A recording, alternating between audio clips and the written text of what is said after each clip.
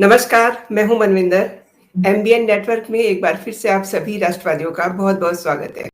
Channel को subscribe कर लीजिए, वीडियो को लाइक कर लीजिए और हमारे साथ इस चर्चा में अंत तक बने रहिएगा। देखिए, जब कोई संत बात कहता है तो उसके बहुत बड़े अर्थ होते हैं।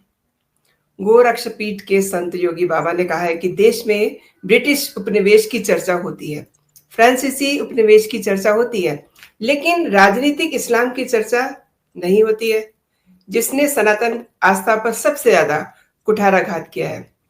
अब योगी बाबा का ये कथन अपने आप में बहुत सारे अर्थ समेटे हुए हैं, क्योंकि छत्रपति शिवाजी महाराज, गुरु गोविंद सिंह जी, महाराणा प्रताप और महाराणा सांगा, इन्होंने राजनीतिक इस्लाम के खिलाफ लड़ाई लड़ी थी। और यही नहीं, पूर्व में हमारे पूर्वजों ने राजनीतिक इस्लाम के खिलाफ बहुत सारी लड़ाइयां लड़ी हैं, जिनकी कभी चर्चा ही नहीं होती। तो इसे समझते हैं। मेरे साथ जुड़ चुके हैं गिरधर मावड़ी सर। पहली बार मेरे चैनल पर आए सर, आपका बहुत बहुत स्वागत है। नमस्कार। नमस्ते मनविंदर जी, आपके दर्शकों को सबको मेरा प्रणाम, नमस्कार। जय श्री राम, हर हर महादेव और जय श्री कृष्ण। जय श्री राम। दर्शकों को मैं ये भी बताना चाहूंगी कि आप सर को कई सारे टीवी चैनल्स पे भी देखते हैं। तो आगे बढ़ने से पहले जरा ये वीडियो देख लेते हैं कि योगी जी ने एक्चुअली कहा क्या है। किया ब्रिटिश उपनिवेश की चर्चा होती है, फ्रांस के उपनिवेश की चर्चा होती है, लेकिन राजनीतिक इस्लाम की कहीं चर्चा नहीं होती। जिसने आस्था पर कुठाराघात किया, यानी ब्रिटिश उपनिवेशवाद के खिलाफ हम लड़े थे, हमारे पूर्वज लड़े थे। फ्रांस के उपनिवेशवाद के खिलाफ हमारे पूर्वज लड़े थे, लेकिन राजनीतिक इस्लाम के खिलाफ भी हमारे पूर्वजों ने लड़ाई लड़ी थी। बड़ी बड़ी लड़ाइयां लड़ी थी। छत्रपति शिवाजी महाराज को, गुरु गोविंद सिंह जी महाराज को, महाराणा प्रताप को, महाराणा सांगा को हम इसी बात के लिए स्मरण करते हैं। इसी बात को लेकर के हम उनको राष्ट्र नायक के रूप में सम्मान देते हैं। लेकिन ये राजनीतिक इस्लाम वही है जो छांगुर के रूप में डेमोग्राफी को चेंज करके राष्ट्र माता के टुकड़े टुकड़े करने की मंशा के साथ कार्य कर रहा है। और उससे सतर्क रहने के लिए राष्ट्रीय स्वयंसेवक संघ आज समाज को जोड़ने के जिस बड़े अभियान को आगे बढ़ा रहा है, और वह अत्यंत अभिनंदनीय प्रयास है।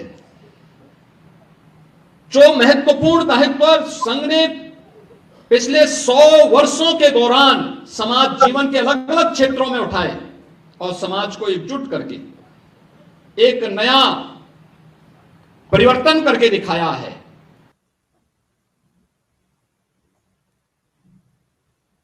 जी सर, तो इसे आप किस तरीके से सर डिफाइन करते हैं? देखिए, जब से ब्रिटिश इस देश से चले गए हैं, तब से लेके आज तक एक नैरेटिव चला, उसको आप सेक्युलरिज्म बोलिए या कांग्रेस की सेक्युलरिज्म बोलिए, जो भी है, ये हिंदू मुस्लिम के बारे में चुप्पी साधे हैं एक, और दूसरा उनको उनके ऊपर पर्दा डालने का कोशिश किया है। जहां इनके प्रताड़ना से पीड़ित या इनके जो जितने भी कार्यक्रम थे इनके हिंदुओं के खिलाफ, वो सब पर्दा डालने का या कारपेट के नीचे डालने का कोशिश किया है कांग्रेस ने। तो योगी जी उसी को उछाल रहे हैं। ये तो आज की बात नहीं है, हम तो कम से कम 1000 साल से लड़ रहे हैं। देश के भिन्न भिन्न भागों में अलग अलग तरीके से हम लड़े थे। ये इस्लाम मुस्लिम इन्वेशन आक्रांता आने से पहले से ही यहाँ युद्ध होते थे। 2 हिंदू राजा को बीच में भी बहुत युद्ध हुए हैं।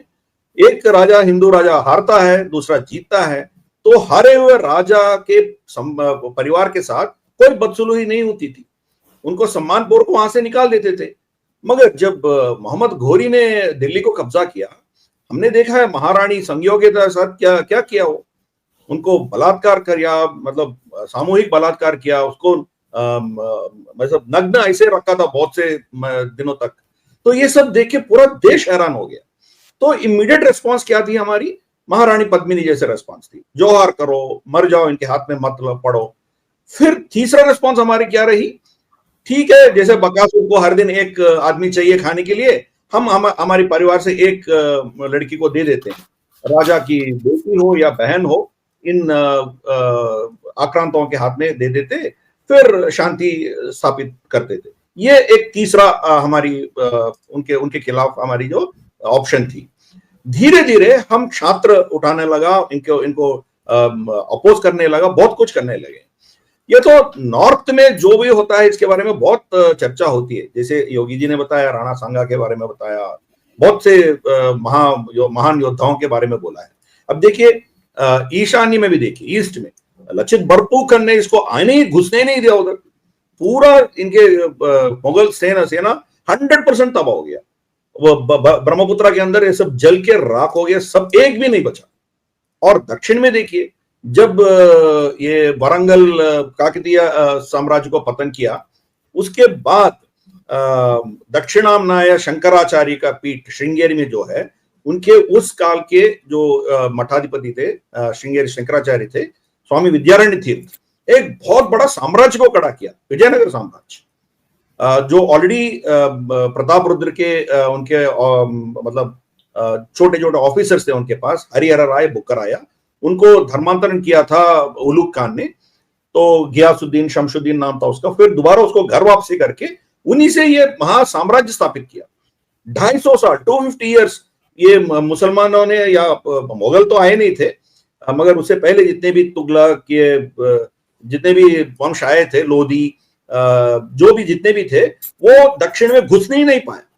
इसीलिए आज देखेंगे आप, यहाँ आपके भव्य मंदिर दिखते हैं आपको, चाहे वो तिरुवनंतपुरम के पद्मनाभ स्वामी मंदिर हो, तिरुमला के मंदिर हो, बहुत से संपत्ति, बहुत से हमारी श्रद्धा, हमारी जो जितने भी हमारी आस्था के बिंदु थे, अब बिंदु बच गया, वो दक्षिण में है। क्यों? उधर भी लड़ाई चली, तो बहुत स्तर पर हम लड़ते रहे। इसी के जिक्र किया योगी जी ने। तो ये जो पॉलिटिकल इस्लाम है, वो मतलब इस्लामिक शरिया के आधार पर ये लोग लड़ते हैं, और लड़ने के बाद वहां क्या क्या ये लोग तबाही मचा है आप देख सकते हो।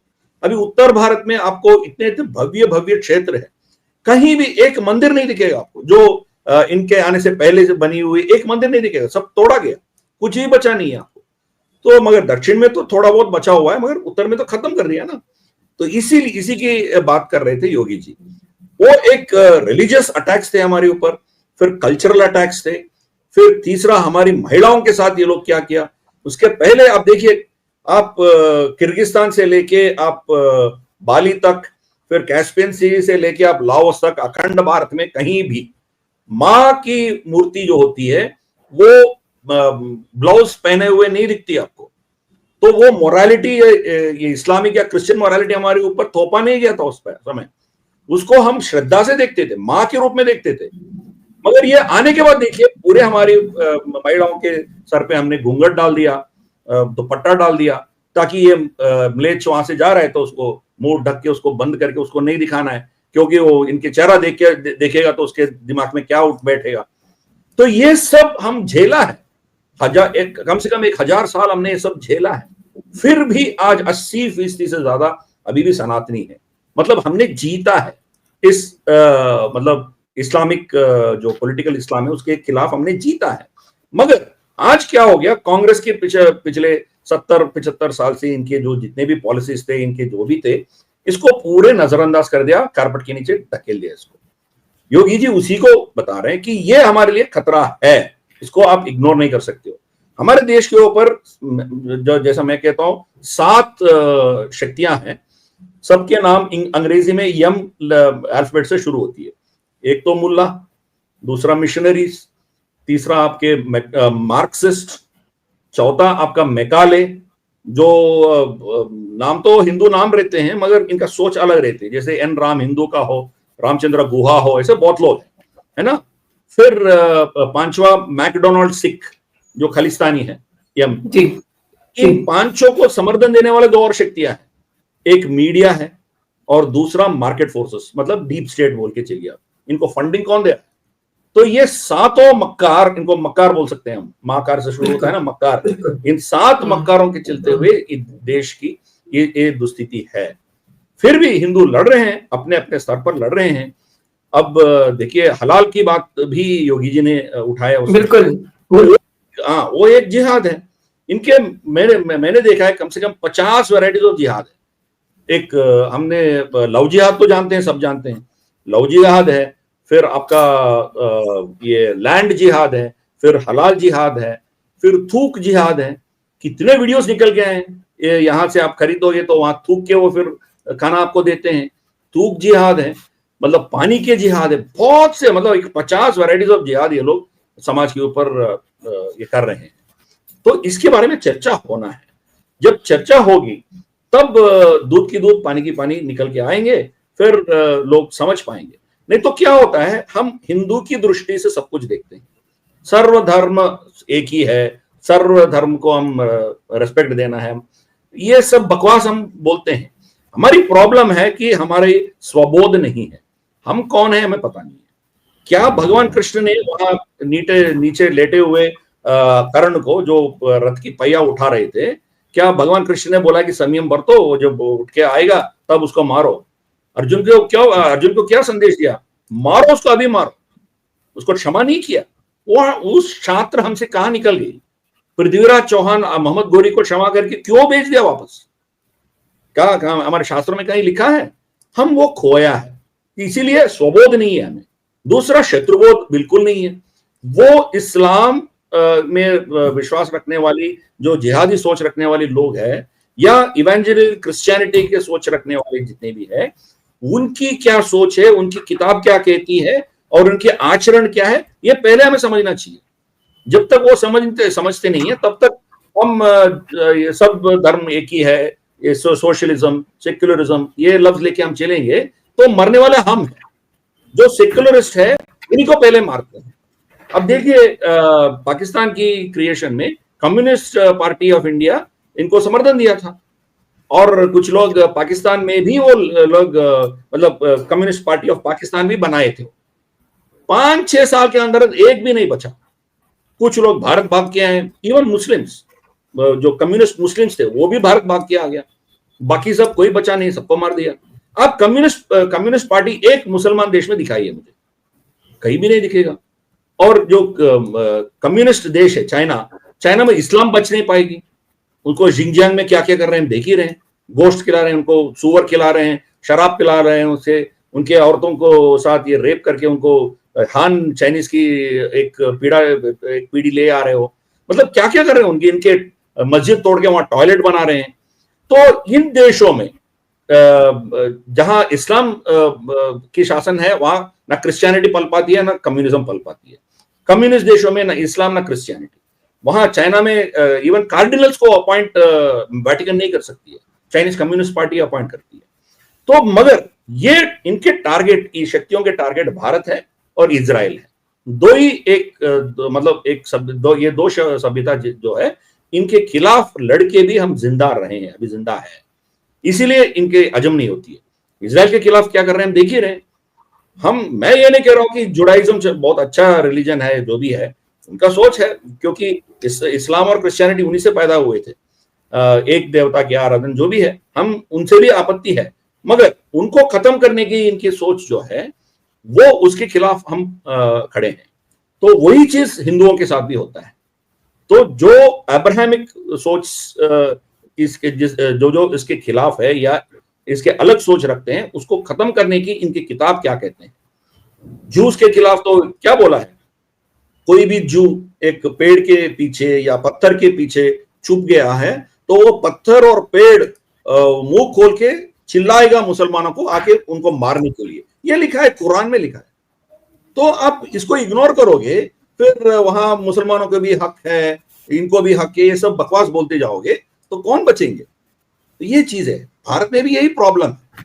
जहां जहां इनकी आबादी बढ़ती जा रही है वहां आप घुस भी नहीं पाओगे। यहां तक हो रहा है कि उनके गली से आपकी रामलला की यात्रा, शोभा यात्रा भी लेके नहीं जा पाओगे।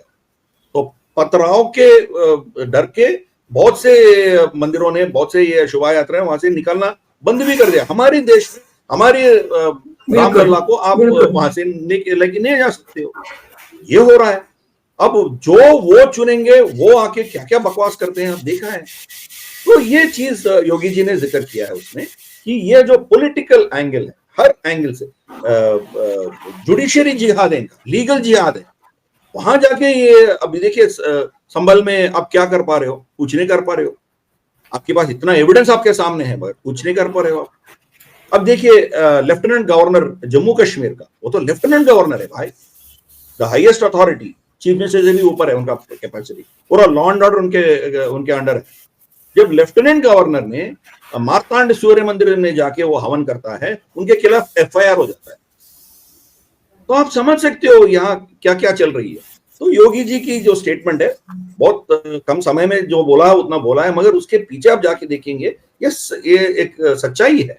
पूरे देश में ये चल रहा है। लीगल सिस्टम की यूज करेंगे, आपके कॉन्स्टिट्यूशन की यूज करेंगे। अभी 1991 प्लेसेस ऑफ वर्शिप एक्ट ले लीजिए, या आप आर्कियोलॉजी एक्ट ले लीजिए। इसमें 1947 से पहले जो स्टेटस था उसी को आपको मेंटेन करना पड़ता है, उसमें कोई बदलाव नहीं ला सकते। मार्तांड सूर्य मंदिर ही ले लेंगे, उसमें क्या डिस्प्यूट है? कुछ डिस्प्यूट तो है ही नहीं है, वहां कोई मस्जिद बनी नहीं है।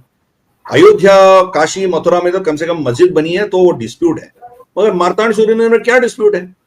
फिर भी आप वहां सूर्य मंदिर लगा के पूजा नहीं कर सकते, वो आर्कियोलॉजिकल मॉन्यूमेंट है। ऐसे देश में हजारों ऐसे पड़े हैं तो जहां डिस्प्यूट भी नहीं है, मगर आप कुछ नहीं कर सकते। तो आप कुछ करने जाओगे तो पूरा ये इकोसिस्टम आएगी, उसको रोक देगी।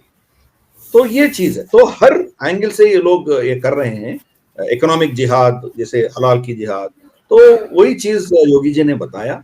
ये एक बिहार की इलेक्शन की दृष्टि से ही नहीं देखना है, एक हमारी सभ्यता, हमारी संस्कृति, हमारी आस्था और हमारी जो आइडेंटिटी है उसको कैसे बचा के रखना है, उसके ऊपर जो अटैक्स हो रहे हैं उससे हम कैसे बचें, वो एक लार्जर प्रश्न भी वो खड़ा कर रहे हैं योगी जी। उस एंगल से इसको देखना चाहिए।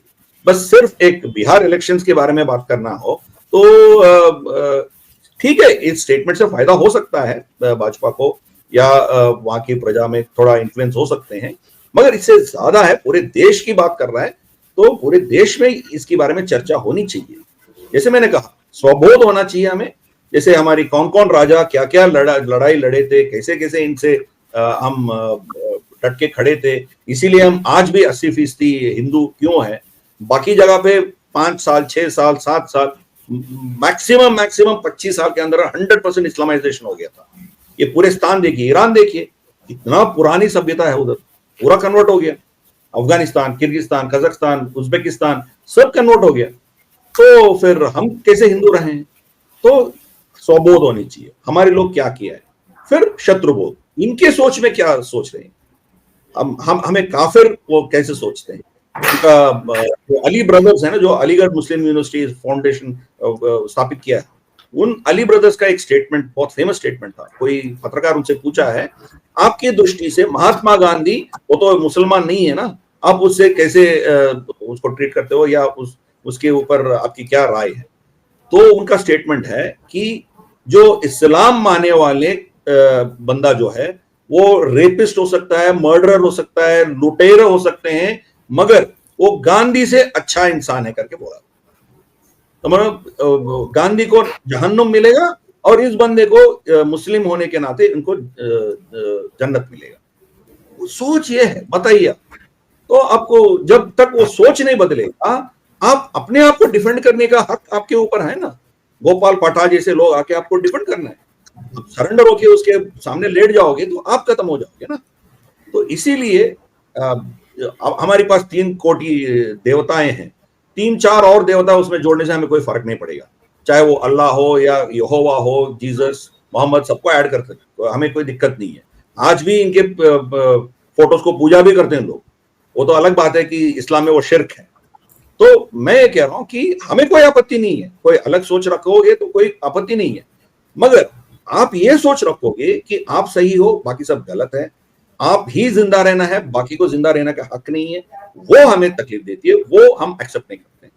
इसके खिलाफ हमें लड़ना है। इसीलिए हमें, जैसे मैंने बार बार कह रहा हूं, स्वबोध होना चाहिए और शत्रुबोध होना चाहिए। ये दोनों चीज जब तक हमारी प्रजा में नहीं है, ये खतरा तो हमारे सर पर रहेगा। सर, आपने बहुत ही शानदार बात की है। योगी जी ने हलाला प्रोडक्ट से सावधान रहने के लिए कहा है। क्यों? क्योंकि सांगुर जैसे लोग पैदा होते हैं। और देखिए, जो सांगुर की कमाई पे पलने वाले लोग हैं, वो भी सर इस समय परेशान है। वो कह रहे हैं, लाइक समाजवादी पार्टी के लोग कह रहे हैं कि दीपक जलाने की क्या जरूरत है। देखिए, अखिलेश यादव का स्टेटमेंट पूरा पढ़िए, उसमें क्या कह रहा है।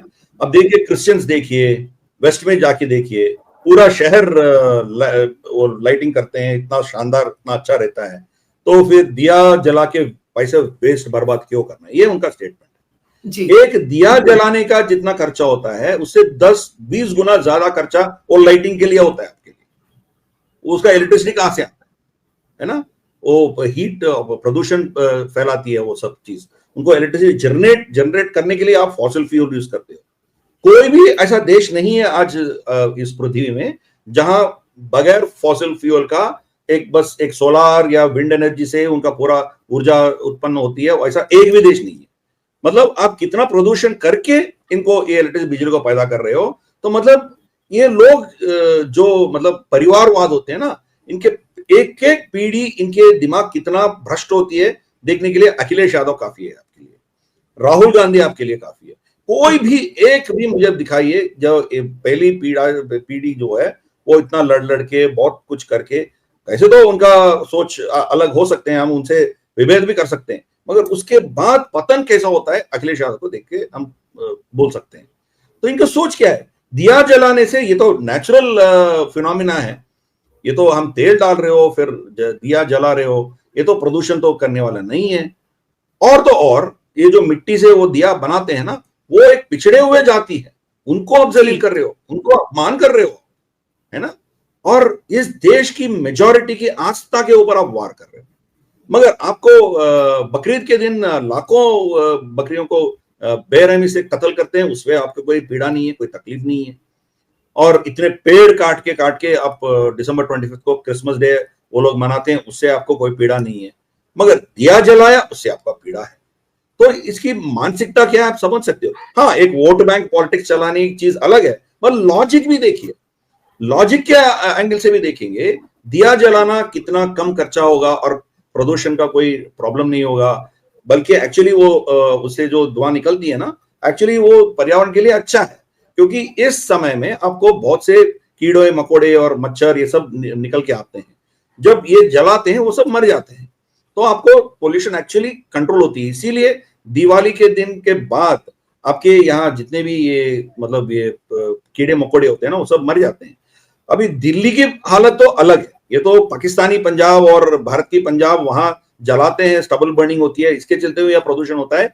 ये दिवाली के पटाखों से कुछ देना देना नहीं है। मगर इनके लॉजिक ये सही है, अखिलेश यादव जैसे लोगों का यही सोच है। तो वही एक्सपोज किया। योगी जी ने बोला ये बचपना है, ये बचपना से बाहर उभरा ही नहीं है, ये इनका सोच इतना भ्रष्ट है, तो क्या करें। मगर जो हिंदू से घृणा करते हैं, ये हमारी सभ्यता से घृणा करते हैं, वो सब इनके पीछे खड़े हैं। ये कुछ भी बकवास बोले, इनके पीछे खड़े हैं। तो अब क्या कहें। डोनाल्ड ट्रंप कहता है कि भारत की इकोनॉमी मर गई है, और राहुल गांधी कहता है हाँ सही मर गई है। अभी दिवाली के खरीदारी देखिए आप, 6 लाख करोड़ पर हमने खरीदा है, तो कौन सी मरी है। तो इनकी सोच तो इनका कुछ है ही नहीं है।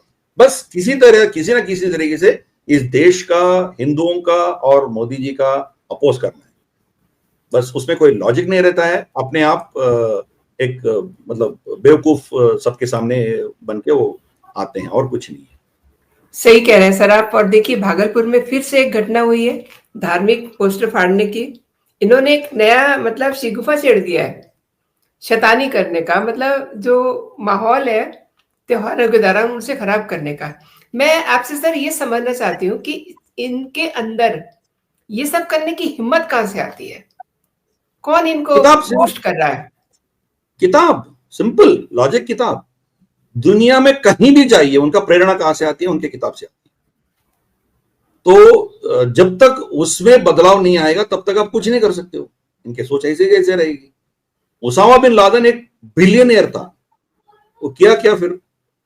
तो एक और लॉजिक वेस्ट और अमेरिका ये सब हमारे बोलते थे कि इनके पॉवर्टी है, खाने के लिए कुछ नहीं है, इसीलिए वो फिदाइन बनता है, ये सब बकवास बोल रहे थे। अयमन अल जवाहिर एक डॉक्टर था, फिर ओसामा बिन लादेन एक बिलियनियर था, ये लोग टेररिस्ट क्यों बने? ओमर शेख वो नासिर हुसैन का क्लासमेट था, इंग्लैंड कैप्टन, फॉर्मर कैप्टन, उसके क्लासमेट था, वो खंडहर हाईजैक इसमें क्यों उसमें इन्वॉल्व था वो? तो इसीलिए इनकी सोच आप समझने के लिए आप पहले किताब में जाना चाहिए। किताब इनके लिए प्रेरणा है, और किताब में जो कहा गया वो उससे डरते हैं या उस चीज को पाने के लिए कुछ भी करने के लिए तैयार। यहां आप 9/11 अटैक्स, जो वर्ल्ड ट्रेड सेंटर पे अटैक्स हुआ था ना अमेरिका में, उनके आप रिपोर्ट्स पढ़ेंगे तो उनके पूरे डिटेल्ड एविडेंस के साथ वो कोर्ट में पेश किया। उसमें ऐसा है कि जो मोहम्मद अत्ता, ये लोग जो फिदाइन जाके उधर अपने आपने खुदकुशी कर लिया, उन लोगों की फ्लाइट चढ़ने से पहले क्या किया वो पढ़िया। ये लोग अपने प्राइवेट पार्ट्स को शेव करके रेडी कर रहे थे ताकि इनको 72 हूरे मिलेंगे उधर जाते ही, उनके लिए यहां तैयारी कर रहे थे। मतलब आप समझ सकते हो कि कितना ब्रेन वॉशिंग हुआ है। तो क्रिस्टीन फेयर करके एक एसोसिएट प्रोफेसर है अमेरिका में, वो पाकिस्तान और अफगानिस्तान के बारे में बहुत गहरा अध्ययन किया है। उसमें ये फिदाइन जो भी टेररिस्ट थे, जो सेल्फ इमोलेशन करके मरते हैं, उनके माताओं को इंटरव्यू किया है। उनसे जाके पूछा है कि आपके लड़का ने फिदाइन होके मर गया तो आपके क्या उसके बारे में क्या कहना है? वो बोलती है कि भगवान मुझे और शक्ति दे तो मैं 10 और ऐसे पैदा करूंगा। क्यों? वो अल्लाह के पास जाने के बाद मेरे लिए रिकमेंडेशन करता है कि मेरी माँ है, इनको अच्छी जगह पे बिठाना है, तो मुझे जन्नत में अच्छी जगह बिठाने का सिफारिश मेरा लड़का शहीद जो हो गया वो करेगा। तो मतलब इस दुनिया में कुछ नहीं रखा है उनके लिए, मरने के लिए पैदा हुए, वो 72 हूरों के लिए लोग पैदा हुए। जब तक ये सोच आप समझेंगे नहीं, जब ये किताब नहीं पढ़ोगे, तब तक आप कुछ नहीं कर सकते हो। मोहम्मद बिन सलमान इसको रिफाइन करने की कोशिश कर रहा है। वो खुद कहा है कि जितने भी हदीस है वो आज रेलेवेंट नहीं है, बहुत से इसमें हदीस फेक है, कोई बीच में लगा दिया, वो सब पहले से ही शक है इसके ऊपर, ये सही हदीस नहीं है। बाकी 90% इस कालखंड में, इस समय, मतलब 13-14 साल के 100 साल के बाद इसका कोई रेलेवेंस नहीं रहा, इसको हटाना है। मोहम्मद बिन सलमान खुद कह रहा है, तो उसको भी ये लोग खत्म करेंगे। इसीलिए वो एक इंटरव्यू में कहा, मेरी जिंदगी कोई भरोसा नहीं है, पता नहीं मैं कब मरूंगा, इतना यंग लड़का है, फिर भी उनको अटैक करेंगे, उनको जिंदा नहीं छोड़ेंगे। तो ये चीज है, वो उनका प्रेरणा, इंस्पिरेशन वो किताब से आता है। जो किताब, इवन भगवत गीता में भी भगवान कृष्ण ने क्या बोला है, अर्जुना को क्या बोला है, अब उठो, लड़ो, मारो। तो क्या हर हिंदू आके हम सबको मार थोड़ी दें, मगर वो क्यों कर रहे हैं ये समझना चाहिए। उनकी जो थियोलॉजी है, उनकी जो सोच है, वहीं से निकल के आती है। महिलाओं के साथ इनका क्या व्यवहार है, पर्यावरण के बारे में इसका क्या दृष्टि है, ये सब चीज किताब से ही आपको पता चलेगी।